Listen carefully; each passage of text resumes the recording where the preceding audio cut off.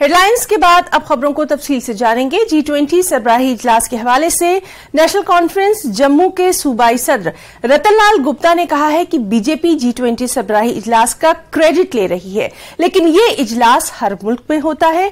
आज हमारे मुल्क में हो रहा है, कल किसी और मुल्क में होगा। रतनलाल गुप्ता ने टाउन हॉल डोडा में पार्टी कारकुनों के साथ एक मीटिंग में इन तमाम ख्यालात का इजहार किया।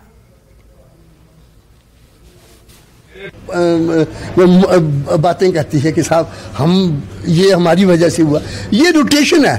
तो फिर इंडोनेशिया में जो पिछले साल था वो भी उनकी वजह से था, या अगले साल जो नए प्रेसिडेंट मुल्क के पास G20 की सदारत जाएगी, क्या वो भी इनकी होगी? तो मैं समझता हूँ बीजेपी वाले हर बात को तूल देने की कोशिश करते हैं। जो कहते हैं कि साहब मुझे बताइए, जब ये इन्होंने अपने मैनिफेस्टो में कहा कि साहब हम 15-15 लाख रुपए हर एक के अकाउंट में जमा करवाएंगे, जिन्होंने कहा था कि हम हर साल 2 करोड़ नौकरियां देंगे, क्या दी है?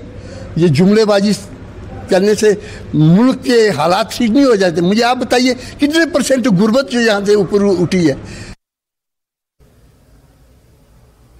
बीजेपी तर्जुमान आरिस पठानी ने नेशनल कॉन्फ्रेंस के G20 को लेकर दिए गए मुतनाज़ा बयान पर पलटवार किया है और कहा है कि नेशनल कॉन्फ्रेंस ने हमेशा दोगली सियासत की है। उन्होंने कहा कि भारत के हर बाशिंदे को G20 की मेजबानी पर फख्र होना चाहिए।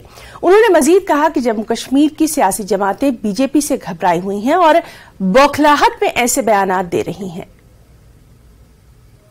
G20 ना सिर्फ भारत, ना सिर्फ एशिया, बल्कि पूरी दुनिया की आवाज, दुनिया का एक्शन प्लान और दुनिया का एजेंडा।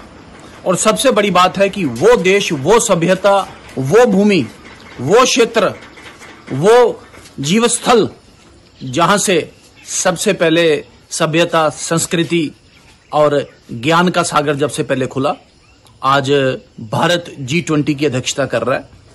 सबसे पहले हर देशवासी को मुबारक, हर देशवासी को गौरवान्वित होने के लिए बहुत बड़ा कारण है। और इस G20 को उससे भी खूबसूरत बात है कि हमारे प्रधानमंत्री, यशस्वी प्रधानमंत्री श्रीमान नरेंद्र मोदी जी ने जैसे इस बैठक का एक बैकग्राउंड जिसे कहते हैं तय किया है, और उस बैकग्राउंड में चाहे क्लाइमेट चेंज की बात करें, चाहे क्रिप्टो करेंसीज की बात करें, चाहे इंटरनेशनल सिक्योरिटी की बात करें, डिफेंस की बात करें, टेक्नोलॉजी की बात करें, पहली बारी शब्द कोलैबोरेशन जो यूज किया गया, तो पूरे देश को दिशा देने में यह G20 और विशेषकर भारत एक आयाम पैदा कर रहा है। भारत एक नए कीर्तिमान स्थापित कर रहा है। लेकिन कुछ पॉलिटिकल पार्टियां, कुछ राजनीतिक पॉलिटिकल पार्टियां, मैं नाम नहीं लूंगा, और विशेषकर जम्मू कश्मीर से जिनका राजनीतिक अस्तित्व तकरीबन सिफर पे पहुंच गया है, वो आज भी इस पे कटाक्ष करने पे बाज नहीं आती। मेरा विनम्र निवेदन है आपसे, राजनीति करें लेकिन कुछ विषयों को कृपा करके राजनीति से ऊपर रखें। जहां देश की बात है, जहां राष्ट्रीयता की बात है, जहां भारत के मान और स्वाभिमान की बात है, भारत माफ नहीं करेगा, भारत का जनमानस माफ नहीं करेगा, भारत का आम आदमी माफ नहीं करेगा, भारत का इतिहास आपको माफ नहीं करेगा। पीडीपी ने जिला बांडीपुरा के हाजन कस्बे में पार्टी मीटिंग का एहतमाम किया। इजलास में पार्टी कारकुनों की बड़ी तादाद ने शिरकत की। पीडीपी लीडरों ने पार्टी कारकुनों पर जोर दिया कि वो पार्टी को बुनियादी सतह पर मजबूत करने के लिए सख्त मेहनत करें। हमारे साथ जनाब अल्ताफ बुखारी साहब, मैं उससे कहना चाहता हूँ, जहां भी वो जाता है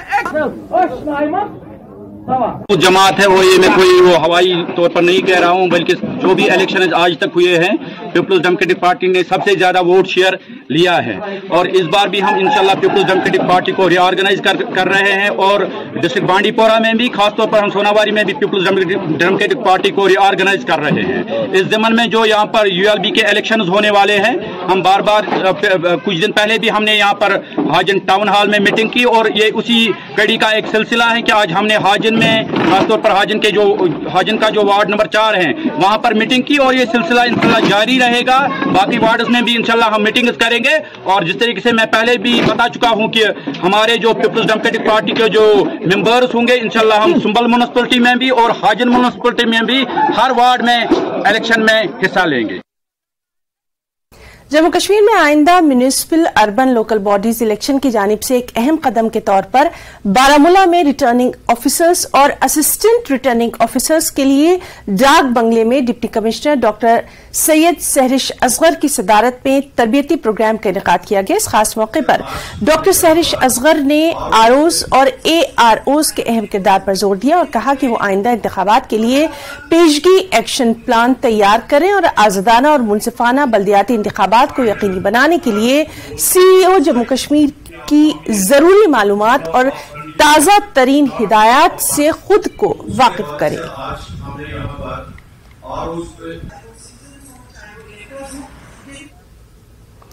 जम्मू कश्मीर में इंतजामिया और महकमा जल शक्ति की जानिब से जल जीवन मिशन के तहत कई बड़ी स्कीमें बनाई जा रही हैं, लेकिन जिला बारामूला के सरहदी इलाके तहसील बुनियार के रामपुर गांव में 10 साल से पहले एक पानी का फिल्ट्रेशन प्लांट का काम शुरू किया गया, लेकिन फिर नामालूम वजूहात की बुनियाद पर इसे बंद कर दिया गया।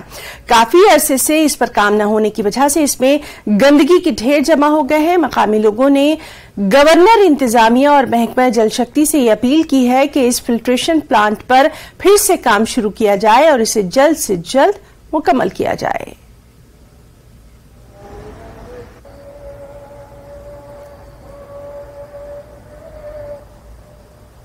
कि हमारा जो रिजर्वेयर है और फिल्टर प्लांट जो है वो आपने देखा वो तैयार हुआ है, उसमें थोड़ा सा काम बाकी था। एक तो उसमें फिल्टर मीडिया लगाना था और उसकी जो लीकेज है वो चेक करनी थी, तो उस पे लाखों रुपए लगे हैं और 2008 में उसका काम शुरू किया गया था और आपने देखा होगा अभी तक वो कंप्लीट नहीं हुआ है। बहुत ही पुरानी स्कीम एक थी जो लैंग्वेजिंग में चल रही थी, but due to some issues in the languaging थोड़ा बहुत उसमें काम ढीला पड़ गया। तो आपने मेरे नोट्स में लाया है, तो I will just see what sort of directions I can put in that. तो थोड़ा बहुत ही माइनर काम ही उसमें पेंडिंग है, तो वो इंशाल्लाह कंप्लीट करके इट विल बिकम फंक्शनल। अब जो पुरानी स्कीम्स के हवाले से जो आपने बात की, तो थोड़ा बहुत हमारा पेंडिंग है लैंग्वेजिंग स्कीम्स में, तो इंशाल्लाह वो भी हम जल्द टेकअप करेंगे एंड विल कंप्लीट दो स्कीम्स एज वेल। लद्दाख के एलजी डॉक्टर बीडी मिश्रा ने इको पार्क में महकमा ज़राअत लेह के ज़ेर एहतमाम कृषि मेले का इफ्तिताह किया। इको पार्क लेह में ऑर्गेनिक फूड, सब्जियां, फूल, फल, कारोबारी मसनूआत के स्टॉल ने लोगों को राग़िब किया। इस मौके पर लद्दाख के एलजी ने अवाम से भी खिताब किया।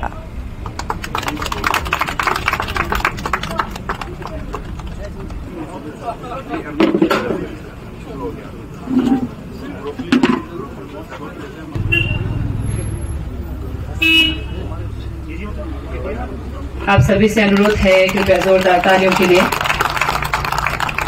May I request EC sir to kindly present a memento to First Lady. और ये हमारा मिशन ऑर्गेनिक डेवलपमेंट इनिशिएटिव, जिसमें हमारा बहुत बड़ा मिशन है। बाय 2025 हम पूरा लद्दाख को ऑर्गेनिक बनाना चाह रहे हैं और ये लक्ष्य पूरा होगा भी। मैं यही कहना चाहूँगा, आज के ये एग्जीबिशन का जो विजन है वो 2-3 स्तर पे बहुत महत्वपूर्ण है। सबसे पहले आपने देखा होगा ये सितंबर में हो रहा है, सितंबर 9 को काफ़ी लेट भी है, तब भी हमारे जितने वैरायटीज ऑफ वेजिटेबल्स और जितने भी वेजिटेबल और फूल हैं, दोनों को मिला के अराउंड 40-45 वैरायटीज़ हैं इधर। और हमारे एंटरप्रेन्योर्स भी काफ़ी हैं और जितने भी हमारे लद्दाखी फूड स्टॉल्स भी हैं, जिसमें हम लद्दाखी जितने भी हमारे ग्रेन्स हैं और प्रोडक्ट्स हैं उसको भी डिस्प्ले करके फूड प्रोडक्ट्स में दिखाया गया है। मैं ये बताना चाहूँगा, हमारे आज के मुख्य अतिथि ऑनरेबल लेफ्टिनेंट गवर्नर और आज के हमारे ऑनरेबल सीसी भी थे इधर, जिन्होंने हमें, इसलिए हमने सबको इनवाइट किया था। आज हमारे जितने भी फार्मर्स हैं।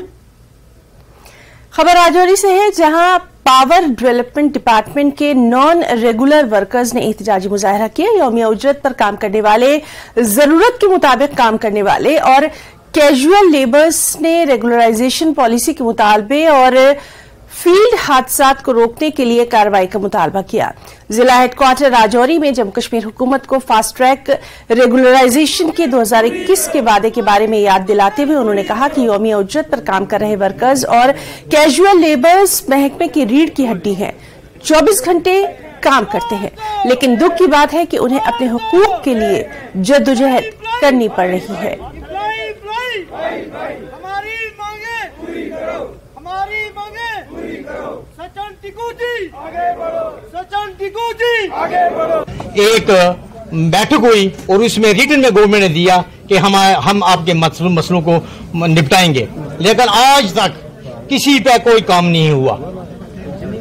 मैं टेक्निकल एम्प्लॉइज फेडरेशन से जम्मू और राजौरी और पुंछ का सर्कल प्रेसिडेंट गवर्नमेंट से गुजारिश करता हूं कि हमारी अपॉइंटमेंट 98 से हुई, आज तक हम उसी एक ग्रेड में सेग्रेट हैं। मैं अपने एलजी गौरव साहब से रिक्वेस्ट करता हूं कि 26 साल एक ही ग्रेड में कौन सी कानून है, प्लीज हमारे ग्रेड को चेंज करें। खबर मेंढर से है, जहां लगातार ट्रैफिक जाम से लोगों को काफी दिक्कतों का सामना है। मेंढर के मेन बाजार से हकीम मोड़ तक ट्रैफिक जाम आवाम के लिए दर्दसिर बनकर रह गया है। इस ट्रैफिक जाम की बड़ी वजह गैर कानूनी पार्किंग भी है, जबकि ट्रैफिक पुलिस गैर कानूनी पार्किंग हटाने में मुकम्मल तौर पर नाकाम साबित हो रही है। तस्वीर में साफ नजर आ रहा है कि लोगों को घंटों लंबे ट्रैफिक जाम का सामना है। अवाम ने मुताल्लिका महकमे और आला हुकाम से मसले को जल्द हल करने की अपील की है।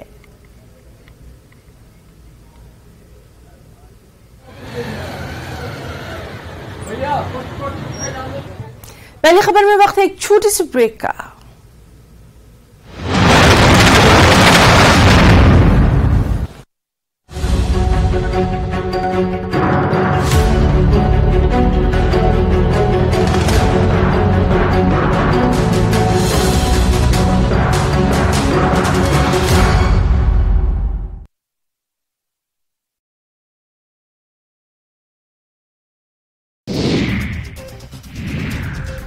डीजीपी दिलबाग सिंह ने पीओके में मौजूद दहशतगर्दों को सख्त पैगाम दिया। इन्होंने किश्तवाड़ दौरे के दौरान कहा कि पीओके में मौजूद दहशतगर्द हमारी पहुंच से बाहर नहीं, हम पीओके में मौजूद दहशतगर्दों को निशाना बना सकते हैं। इन्होंने पाकिस्तान की तरफ इशारा करते हुए कहा कि दहशतगर्दी को हवा देने वालों की खैर नहीं। दफा 370 वापस मिलने की उम्मीद, नेशनल कॉन्फ्रेंस के सदर डॉक्टर फारूक अब्दुल्ला का बयान। कहा इंडिया अलायंस की जीत को लेकर हैं पुरउम्मीद। शेख मोहम्मद अब्दुल्ला की बरसी के मौके पर मरहूम को पेश किया गया खिराज अकीदत। जम्मू कश्मीर कांग्रेस सदर वकार रसूल वानी का बयान, आर्टिकल 370 की बहाली पर कोई भी फैसला होगा। पार्टी को काबिल कबूल G20 ममालिक के हिंदुस्तान की सदारत पर किया खुशी का इजहार। आइंदा अर्बन लोकल बॉडी इलेक्शन में किसी भी प्री पोल इत्तेहाद को किया मुस्तरद। कांग्रेस ने गोल मार्केट उधमपुर में किया एहतजाजी मुजाहरा। महकमे PHE और PDD के खिलाफ किया बरहमी का इजहार। बिजली और पानी की सप्लाई को यकीनी बनाने का किया मुतालबा। मुतालिका महकमों की अदम तवज्जुही से हैं उधमपुर के लोग। पेट सफा आयुर्वेदिक चूर्ण, पेट सफा तो हर रोग दफा।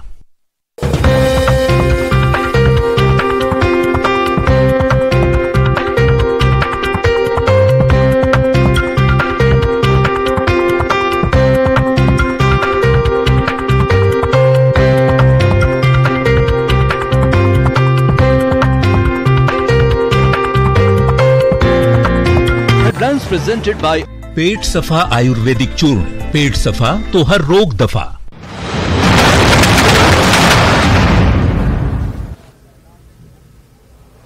ब्रेक के बाद पहली खबर में एक बार फिर से आपका बहुत इस्तकबाल करते हैं।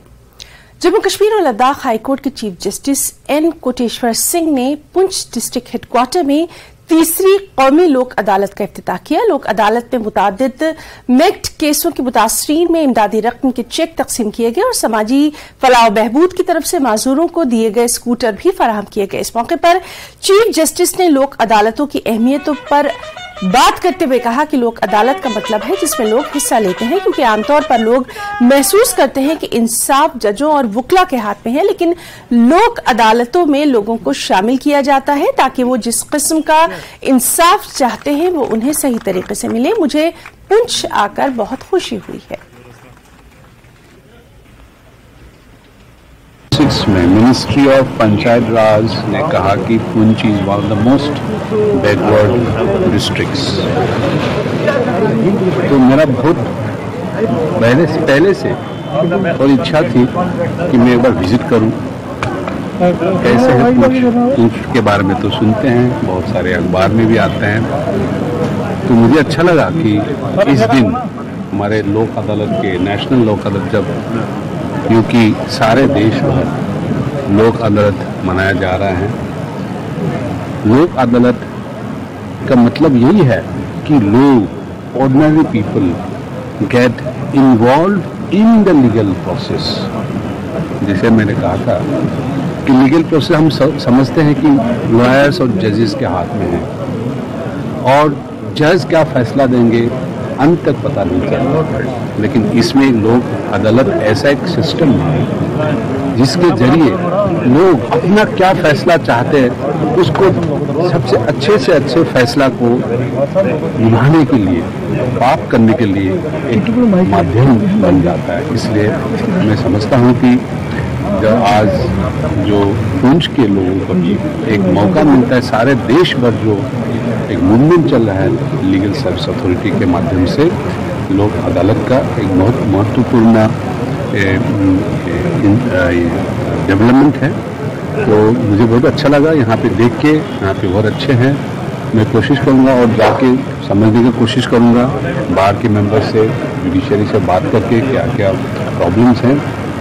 और as a chief justice of the high court, I will certainly try my level best to see that the problems which are affecting the legal dispensation, the justice dispensation machinery in the state is improved, in the district is improved.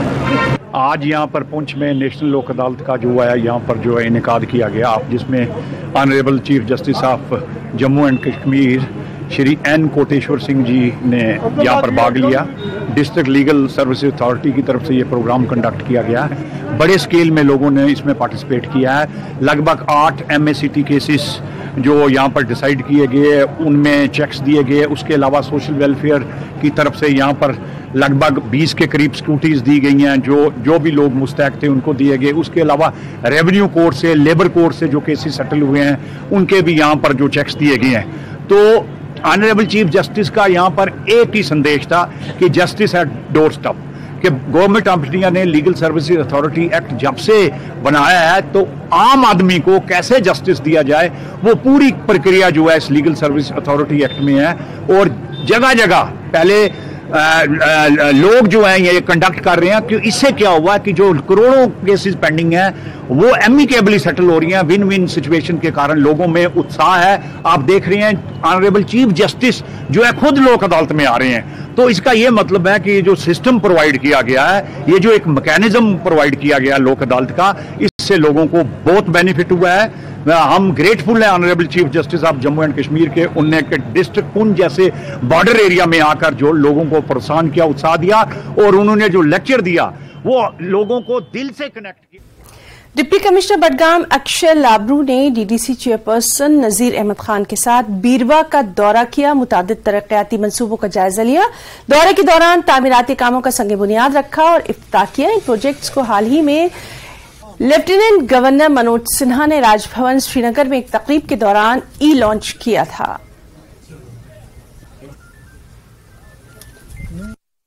Lieutenant governor जनाब मनोज साहब की सरकार जो यहाँ पर आज development के हवाले से आगे बढ़ रही है, इसके साथ साथ हमारे ये पीस का जो ज्यादा इम्पोर्टेंट इशू है उसकी खैर सगाली की खातिर जो उनके प्रोग्राम्स की जो कड़ी यहाँ है, तो उसकी एक कड़ी जो आज हम और डिप्टी कमिश्नर साहब जनाब अक्षय लाबरू साहब ने आज हमारे इलाके का दौरा किया।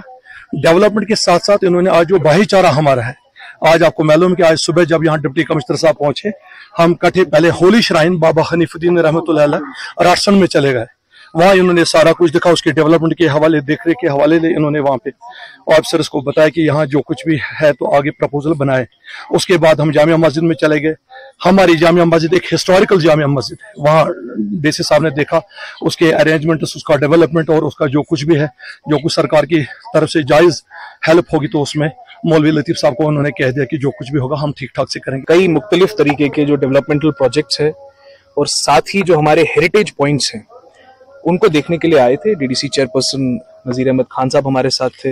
इस पर्टिकुलर पॉइंट पे हमारे जो म्युनिसिपल काउंसिल के प्रेसिडेंट हैं बीरवा के, वो भी नजीर साहब ही हैं, वो भी हमारे साथ हैं।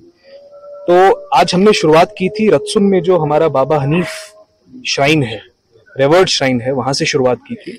वहां पे गवर्नमेंट ने कुछ डेवलपमेंटल प्रोजेक्ट सैंक्शन किए थे, चाहे वो फेस लिफ्टिंग हो, चाहे वो टॉयलेट कॉम्प्लेक्सेस बनाने हो, कुछ पार्क्स बनाने हो, कुछ सोलर लाइट्स हो, उसको रिव्यू करने गए थे कि उनको कहाँ तक हम लेके जा सकें। तो खुशी है कि वहां पे काम तेजी से चल रहा है। हमारे एक्जियन साहब जो हैं बीरवा डिवीजन के, उन्होंने एश्योर किया है कि अगले 10-15 दिन में जितना भी फिनिशिंग का काम है उसको पूरा कर दिया जाएगा। उसके बाद हम लोग आए थे जामा मस्जिद बीरवा में, जहाँ पे ये हमारा फर्ज बनता था जब बीरवा हम आए तो हमारे जो जामा मस्जिद है वहां पे भी हम सबकी आशीर्वाद लेके आगे बढ़े। वहां पे जाने के बाद हम लोग आज भैरव केव बीरवा आए हैं, जहां आप लोग पहले भी हमारे साथ आए थे। तो यहाँ पे बिल्कुल एक्सेस इंफ्रास्ट्रक्चर नहीं था। खुशी है कि बहुत कम समय में हम लोगों ने वो एक्सेस इंफ्रास्ट्रक्चर जो है वो खड़ा कर दिया है। इस बात की भी खुशी हुई कि ऑलरेडी यहाँ पे टूरिस्ट आना शुरू हो चुके हैं, जिसकी बात यहाँ के बीरवा के जो हमारे लोकल हैं उन्होंने हमको बताई कि यहाँ पे लोकल्स के अलावा बाहर से, जम्मू कश्मीर के अलग अलग कोनों से और भारत के अलग अलग कोनों से लोग आने लगे हैं और उनकी लाइवलीहुड में भी इजाफा होने की इससे संभावना बढ़ेगी।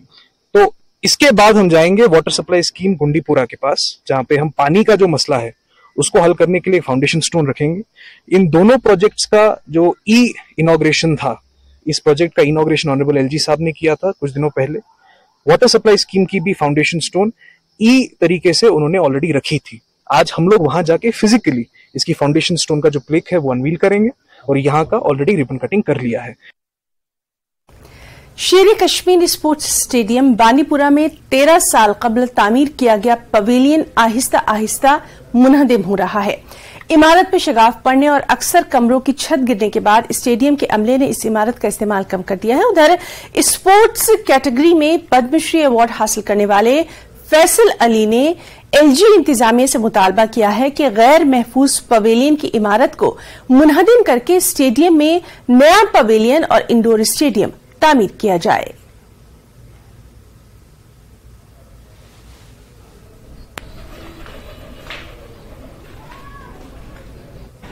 देखिए, बानीपुरा स्टेडियम एक बेहतरीन स्टेडियम है। पूरे कश्मीर अगर आप देखेंगे ऑलमोस्ट ऐसा स्टेडियम कहीं पर नहीं है। यहाँ पर स्टेडियम में जो पेविलियन बनाया गया है आज से बहुत सालों पहले, यहाँ पर एनएचपीसी और इंडियन आर्मी के थ्रू ये स्टेडियम बनाया गया है। यहाँ पर मैं स्पोर्ट्स काउंसिल से गुजारिश करना चाहता हूँ कि वो जिनका ये स्टेडियम जिनके अंडर आता है वो कम से कम इस स्टेडियम की तरफ देखिए और थोड़ी बहुत हमारे बानीपुरा स्टेडियम में कुछ अपग्रेडेशन हो इंफ्रास्ट्रक्चर के लिहाज से। ना यहाँ पर इंडोर स्टेडियम है, ना हमारे पास पवेलियन है जो हमारे एथलीट्स क्रिकेट हो या फुटबॉल हो, यहाँ पर बहुत ज्यादा शाम को क्राउड होता है, दिन में क्राउड होता है क्रिकेट पे, शाम को फुटबॉल पे होता है। और ये अनसेफ बिल्डिंग है। रिसेंटली यहाँ पर बड़ा इंसिडेंट हो गया, ये अचानक गिर गई बिल्डिंग जिससे बहुत सारे लोग बाल बचे।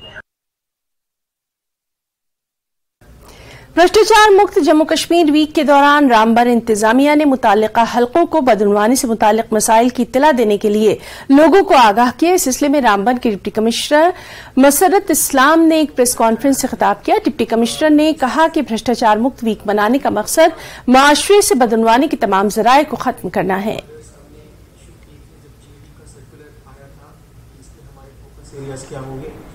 और उसी हवाले से आज के दिन, सैटरडे के दिन, जो डिप्टी कमिश्नर्स हैं उनको, अगर आप पूरा स्पिरिट देखेंगे डिजिटल वीक का और भ्रष्टाचार मुक्त का, तो आप देखेंगे कि ये 2 facets of the same coin है। हमारी कोशिश है कि हमारे दफ्तरों में लोग ना आए, घर बैठे बैठे उन्हें सर्विसेज मिले। पब्लिक सर्विसेज गारंटी एक्ट की जो टाइमलाइंस हैं उनके बीच में भी सर्विसेज मिले।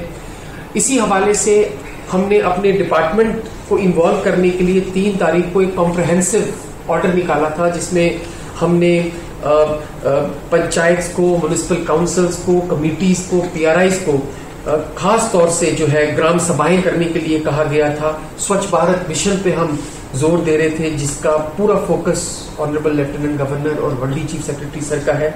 उसके अलावा जो हमारा जन भागीदारी पोर्टल है या मोबाइल दोस्त की एप्लीकेशन है, जो डिजिटल वीक के दौरान हमने काफी उसको एक आईसी मोड पे लाया था, उसको भी हमने इसमें प्रायोरिटाइज किया।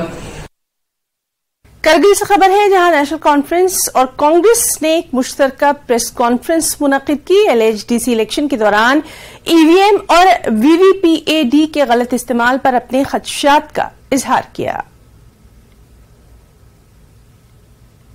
नए जो रूल्स आए थे पार्लियामेंट्री इलेक्शंस में या असेंबली इलेक्शंस में, उसके साथ साथ जो है एक हल किया जाए। तो उन्होंने यही कहा कि जो SO26 में जो इलेक्शन रूल्स में जो अमेंडमेंट हुआ है उसमें इसका कहीं कोई जिक्र नहीं है, तो हमें उसी के मुताबिक ही चलना है। तो उन्होंने इससे पहले जो आपका तिमिज़गाम का इलेक्शन हुआ था लेह में, उसका भी हवाला दे दिया। तो उन्होंने हमें पूरा एश्योरेंस दे दिया कि जो हमने अपने खदशात जाहिर किए हैं वो यूटी एडमिनिस्ट्रेशन तक पहुँचाएंगे। और जब नया फॉर्म भरोगे, चाहे एनसी हो या कांग्रेस से हो, नए चेहरे सामने आ सकते हैं। देखिए पेश हुआ है तो ये हमारे लिए बहुत अच्छा है और इंशाअल्लाह रहमान हमारा कोalition जो है पहले से भी ज़्यादा अभी स्ट्रॉन्ग हो गया है, क्योंकि दोनों पार्टी जो है अब अपने पार्टी मैंडेट्स पर लड़ेंगे।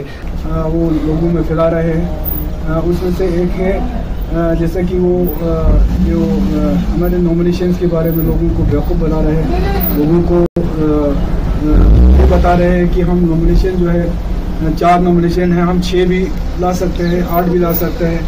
और ये जो बेवकूफ़ बनाया जा रहा है, मेरे ख्याल से ये जो समझते हैं, ख़ासकर लेह में बेटे जो इनके जो टीम है वो समझते हैं करगिल वाला बेवकूफ़ है। और एक तो बेवकूफ़ है, दूसरा वो लोग समझते भी है और बोलते भी है कि यार करगिल वालों को तो कुछ पैसों में हम ख़रीद लेंगे, लेकिन उनको ये पता नहीं है कि करगिल का जो आवाम है वो गयूर आवाम है, गैरतमंद आवाम है। अपने कौम और अपना मुस्तक़बिल के लिए जब पे आता है तो ये इन चीज़ों पे